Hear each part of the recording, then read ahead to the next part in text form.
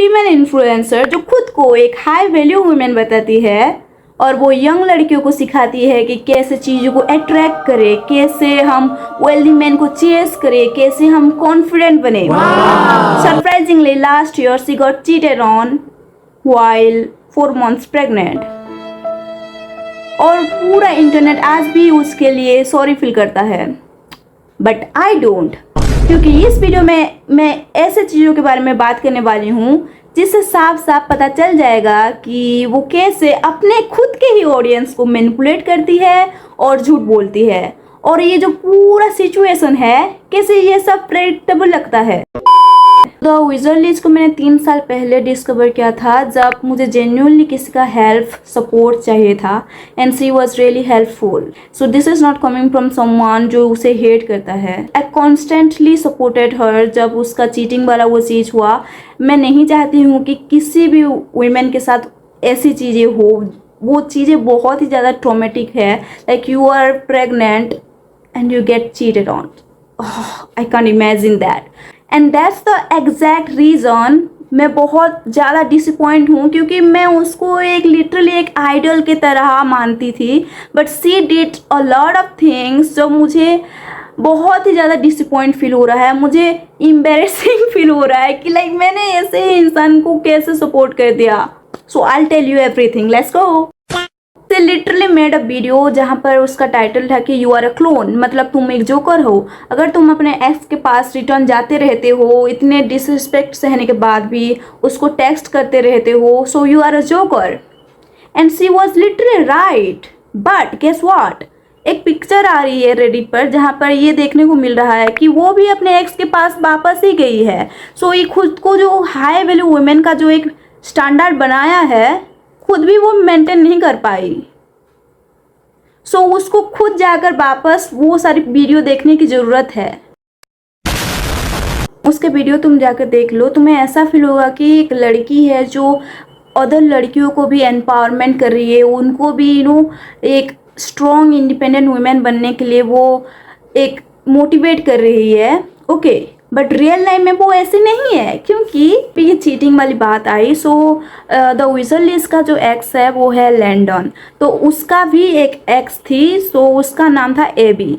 सो उस लड़की ने लिटरली वार्न किया था द विजर्लीज को पब्लिकली कि देख बहन, ये लिटरली मुझे अब्यूज़ करा है फिजिकली, मेंटली, और ये पूरा जो भी था चीज़ें बाहर निकाल दी थी कि कितना बुरा इंसान है वो Landon. But think about it, क्या क्या होगा हमारी हाई वैल्यू वुमेन ने, मैं बताऊं। She literally called her cloud chaser, sugar baby, और वो हेल्प करी लैंडन को कि उसके अगेंस्ट लॉ सूट फाइल करने के लिए। वाओ, वुमेन एम्पावरमेंट देख रही हो। मतलब तुम्हें एक लड़की आके बता रही है कि बहन देख, ये सारी चीज़ें मेरे साथ भी हो चुकी है और ये लड़का बहुत ही गलत है। वो जो औरत है, मतलब जिसके साथ हो रही है, जो खुद को इतना बड़ा लाइक एक स्टैंडर्ड बना कर रखा है, वो उसके अगेंस्ट लॉ सूट जारी करने के लिए उसके ही एक्स पार्टनर को हेल्प कर रही है। हिपोक्रेसी तो देखो, जब वो ये भी बोल रही थी चिल्ला चिल्ला के कि बहन इसे ट्रस्ट मत कर, इसने ये किया वो क्या, वो हमारी हाई वैल्यू वुमेन ने उसको शट डाउन कर दिया।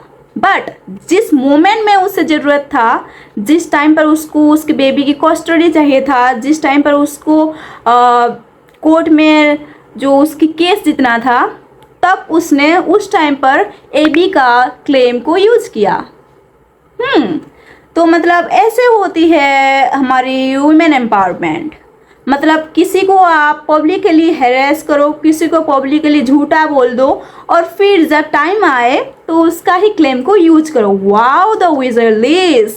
हिपोक्रेसी की भी सीमा होती है। अब कुछ लोग बोल रहे हैं कि लाइक रेडिट पर एक पोस्ट मैंने देखा कि she literally created a fake account जहां पर वो अपनी एक्स पार्टनर को डिफेंड कर रही थी, और उसकी जो एबी थी उसके खिलाफ हेट कमेंट खुद कर रही थी।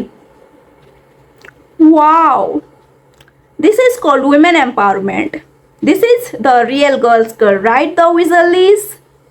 बट जब उनको पता चला कि ये सब तो बाहर निकल आया है, तब उन्होंने अकाउंट डीएक्टिवेट कर दिया। एक चीज़ है द विजल लिस्ट के बारे में कि वो क्रिटिसिज्म नहीं ले सकती।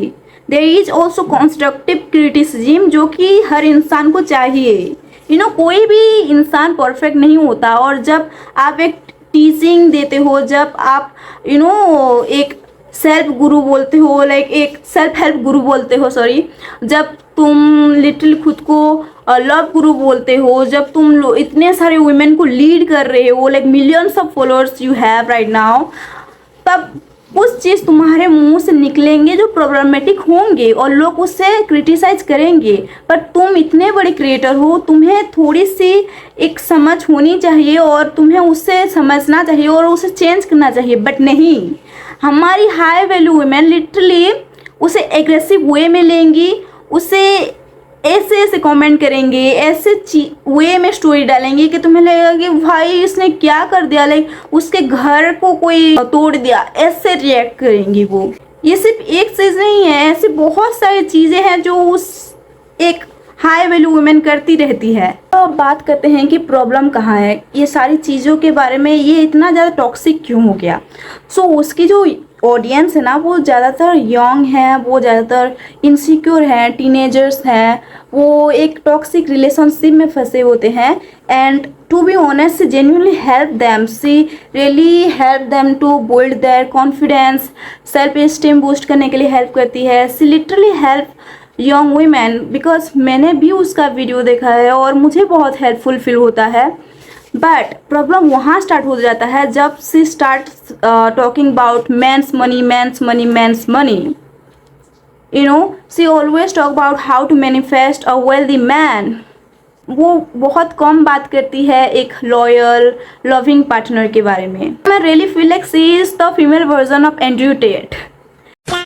A wealthy partner is not equal to loving partner or a loyal partner. Just think about it. You get a millionaire or billionaire. He literally spoil you with lots of gifts and luxury things and all that. But you also have to remember that अगर वो तुम्हारे लिए कर रहा है तो तुम्हें ये भी एक माइंड में होना चाहिए कि वो लिटरली 10 और लड़कियों के लिए ये सब अफोर्ड कर सकता है। Okay, let's say he is a rich, but what if he is an anti-feminist? Let's say he is rich, but what if he has very the worst mentality for women? Let's say he is rich, but what if he has criminal background? एक wealthy man ये guarantee set नहीं करता है कि तुम खुश रहोगे। May be तुम्हें कुछ गिफ्ट्स मिल जाएंगे, पर आई डोंट थिंक वो तुम्हें कभी लाइफ टाइम खुश रख पाएगा। और स्पेशली अगर तुम शादी कर लेते हो, एक ही साल में तुम प्रेग्नेंट भी हो जाते हो, this is a very traumatic experience and I feel so empathy for her. Depending on men's money in 2026 is foolishness. एक साल पहले द विजल लिस्ट को ऑक्सफोर्ड यूनिवर्सिटी में बुलाया गया था। जो टॉपिक था commodification of women's body gone too far, मतलब जो ऑब्जेक्टिफिकेशन हो रहा है वुमेन्स बॉडी वो बहुत ही ज़्यादा आगे बढ़ चुका है and the vigil list has to defend that. Okay, तो उस डिबेट में वो बस चिल्ला रही थी और नॉनसेंस पर नॉनसेंस ही बके जा रही थी।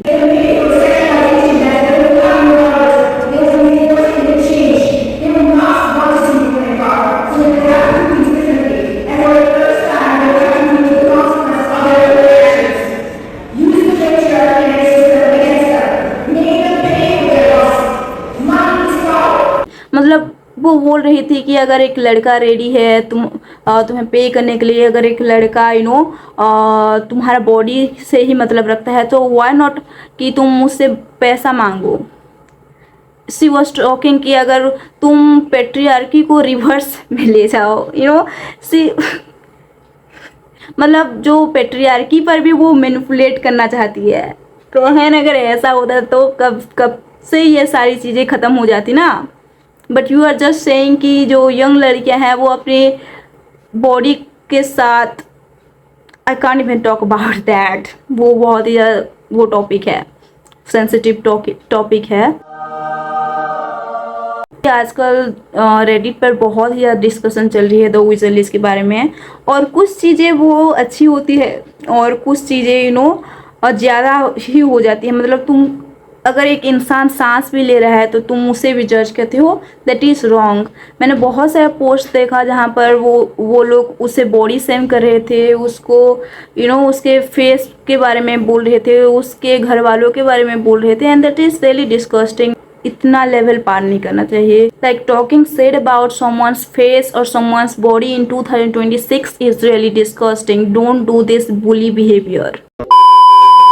So if you like this video, please do like, and if you are new in this channel, please do subscribe and share this video with a girl who is fan of the Weasley's, and please drop your thoughts कि तुम्हें क्या लगता है कि the Weasley's जो भी advice दे रही है वो ठीक है या फिर हार्मफुल है। एंड मैं ये सारी चीज़ें हर वीक करती रहती हूँ। So yeah meet you in the next video. Bye.